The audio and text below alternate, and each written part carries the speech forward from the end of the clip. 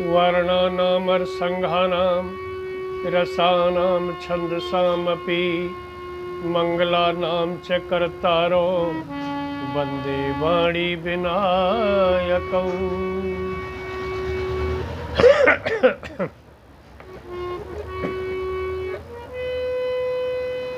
प्रेमी श्रोताओं, आपके समक्ष आज रुक्मणी विवाह का प्रसंग है। था नामी एक विदर्भ देश, था नामी एक विदर्भ देश, भीष्मक नृप उसका शासक था। कुंदनपुर राजधानी थी, प्रभु का बड़ा उपासक था।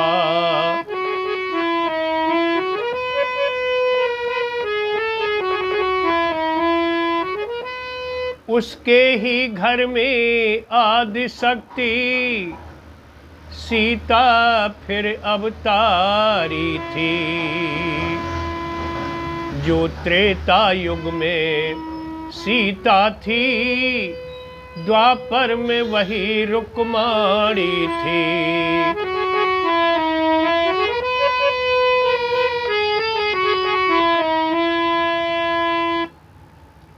राजा भीष्मक की पुत्री रुक्मणी, जो त्रेता में सीता थी और द्वापर में वही रुक्मणी रूप में जन्म लेकर के राजा भीष्मक की पुत्री बनी, तो ये रुक्मणी इतनी सुंदर थी कि इसका गात चमकता था, प्रकाश निकलता था। जब ये अपनी संगी सहेलियों में आँख से पट्टी बांध करके आँख मिचौनी का खेल खेलती थी, तो इसको इसकी संगी लड़कियां आसानी से पकड़ लेती थी, क्योंकि इसके तन बदन से प्रकाश निकलता था। और ये रुक्मणी इस बात को जानती थी कि मैं त्रेता में सीता थी और राम की पत्नी थी, और द्वापर में राम ने कृष्ण रूप में अवतार लिया है। तो ये कृष्ण जी से शादी करना चाहती थी, क्योंकि इसके मन में वो सही बात थी कि यही राम रूप में मेरे त्रेता में पति रहे हैं, तो मैं इन्हीं कृष्ण से शादी करूंगी। लेकिन रुक्मणी का बड़ा भाई रुक्मी इस अपनी बहन की शादी अपने साले शिशुपाल के साथ करना चाहता था, और रुक्मणी चाहती नहीं थी। तो रुक्मणी ने क्या काम किया, जब 2 दिन शादी के रह गए और बारात आनी थी, तो रुक्मणी ने एक सुदेव नाम के पंडित जी को गांव से बुलाया और उनको एक चिट्ठी लिख करके दी कि पंडित जी, हमारी चिट्ठी लेकर के तुम ये द्वारका चले जाओ कृष्ण जी के पास, उनको मेरी चिट्ठी दे देना और उनसे ये पूछ करके आना वो आ रहे हैं कि नहीं आ रहे, और मुझे तुम्हें बताना है। पंडित जी चले जाते हैं चिट्ठी लेकर के, और दूसरा दिन आ जाता है, और दूसरे दिन रुक्मणी की बारात आनी है। गंगा के किनारे अमंतिका देवी भवानी जो कहलाती हैं, उनका मंदिर है। वहाँ जिस लड़की की शादी होती है वो पूजा करने के लिए जाती है, और रुक्मणी की वहाँ जाने की तैयारी चल रही है, और वो पंडित जी का इंतज़ार कर रही है। तो पंडित जी आ जाते हैं, और पंडित जी से तुरंत रुक्मणी ने जाकर के दरवाजे पर धीरे से पूछा, पंडित जी मुझे ये बताओ कृष्ण जी आ रहे हैं कि नहीं आ रहे, कि वो आ रहे हैं, और वहीं के लिए बोल दिया जहाँ के लिए तेने बेटी चिट्ठी में लिखा है। अब तो रुक्मणी प्रसन्न हो गई, और रुक्मणी को माताएं, बहनें, सखियाँ और उस मंदिर में ले जाने की तैयारी करने लगी। लेकिन उस चिट्ठी में क्या लिखा था, ये चिट्ठी में जो लिखा था कृष्ण जी के लिए, वो सुन लो पहले।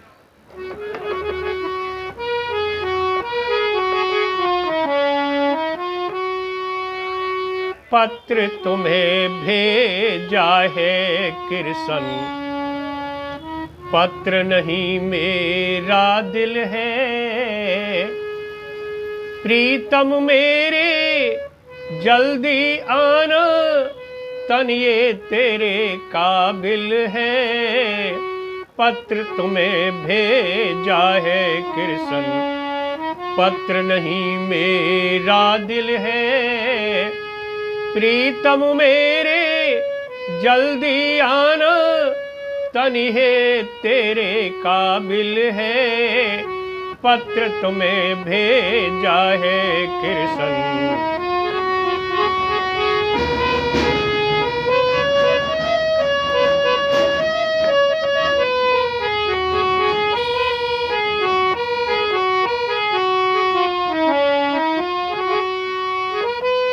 अमंतिका देवी की पूजा कल मुझे करने जाना है।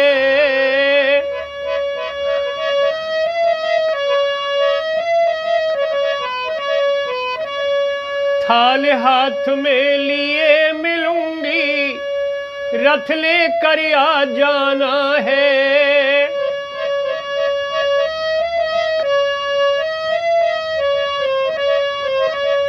ठीक समय पर आ जाना है। तन ये तेरे काबिल है, पत्र तुम्हें भेजा है कृष्ण।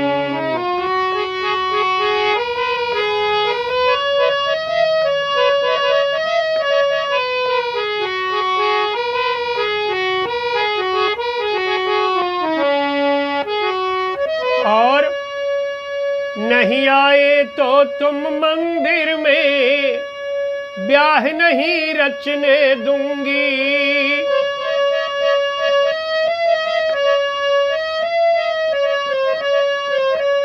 जीते जी शिशुपाल को अपना तन में नहीं छूने दूंगी।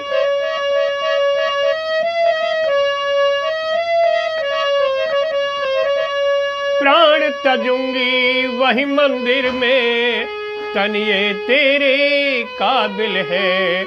पत्र तुम्हें भेजा है कृष्ण, पत्र नहीं मेरा दिल है।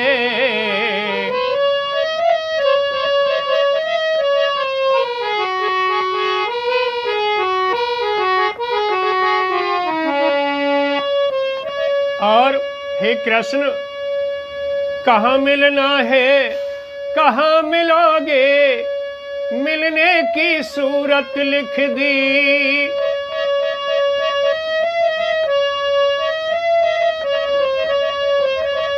हाथ पकड़ कर रथ में बिठा कर ले जाना, ये सब लिख दी।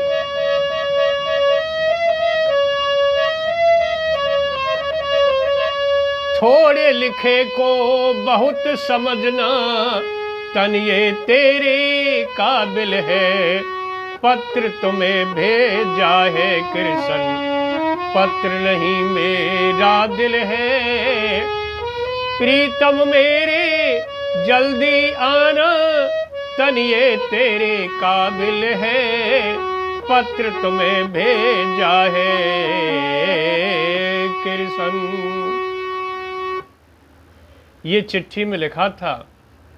ये चिट्ठी कृष्ण जी के पास पहुंच गई पंडित जी के द्वारा। अब रुक्मणी को उस मंदिर में संग की सहेलियां लेकर के पहुंच जाती हैं और उस मंदिर में 2 गेट हैं, एक मेन गेट। तो मेन गेट पर जाकर के सब खड़ी हो जाती हैं और वहीं परवारी जन सब पहुंचे हुए थे और वहीं बारात आनी थी। और उस मंदिर का ये विधान था, जिस लड़की की शादी होती है उस मंदिर में अमंतिका देवी की पूजा करने के लिए वो लड़की अकेली जाती है। तो रुक्मणी अकेली जाती है मंदिर के अंदर, और रुक्मणी अमंतिका देवी की, भवानी की पूजा उसी कामना से करती है कि हे कृष्ण, शीघ्र तुम आ जाओ और मैं तुम्हारा इंतजार पिछले गेट पर कर रही हूँ। मेरे हाथ में थाल है, साड़ी बांधे हुए हूँ, ये मेरी पहचान है। और रुक्मणी को थोड़ी देर हुई पिछले गेट पर खड़े हुए, और कृष्ण जी का रथ आ जाता है, और कृष्ण जी रथ से उतर करके तुरंत रुक्मणी के पास आए। वो समझ गए यही रुक्मणी है, और रुक्मणी ने समझ लिया कि वही कृष्ण जी, उनके सर पर मुकुट, रथ। अब कृष्ण जी ले करके और रथ में बैठा करके और रथ को दौड़ा दिया। और जब रथ की आवाज हुई, धूल उड़ी, तो मेन गेट पर जो रुक्मी था, रुक्मणी का भाई, उसे पता पड़ी, अरे अरे ये तो कृष्ण आ गया। और कृष्ण रुक्मणी को लेकर के रथ में बैठा करके भाग छूटा। तो रुक्मी पीछे भागने लगा, कुछ दूर रथ के पीछे भागा, तो कृष्ण जी ने रथ को रोक लिया। और जैसे ही रुक्मी रथ के पास पहुंचा और कृष्ण जी पर मारने के लिए तैयार हुआ, तो कृष्ण जी ने रुक्मी को हाथ पकड़ करके और रथ में खींच करके डाल लिया। और जैसे ही रुक्मी को मारने वाले थे कृष्ण जी, वहीं रुक्मणी ने रोक लिया कि नहीं स्वामी नहीं, आखिर है तो मेरा भाई, इसे मारो मत, इसे यहीं उतार दो और हम दोनों चलते हैं।